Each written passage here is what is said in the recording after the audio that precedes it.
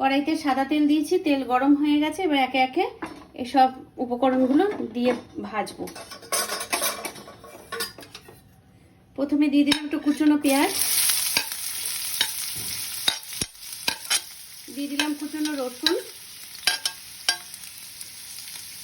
দিয়ে দিলাম আদা কুচি আর একটু লঙ্কা কুচি, গোলমরিচ দেব আর একটু শুকনো লঙ্কার গুঁড়ো দেব। তাই লঙ্কার কুচিটা অল্পই দিলাম, তা নাহলে ঝাল হয়ে যাবে। দিয়ে এগুলোকে বেশ লাল লাল করে ভেজে নিতে হবে। চপ রান্না করতে সবসময় এই মশলাগুলো, এই পেঁয়াজ আদা রসুন যদি কুচিয়ে দেন, তাহলে চপের যে পুরটা বানানো হয় তার টেস্টটা ভালো হয়, খেতে ভালো লাগে। বাটা মশলা থেকে এই কুচনো মশলায় স্বাদটা ভালো হয়।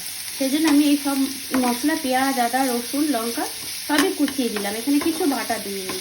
কিছু গুঁড়ো মশলা দেবো, সেটা পরে, আগে এটা লাল লাল করে ভেজে নিই তারপর।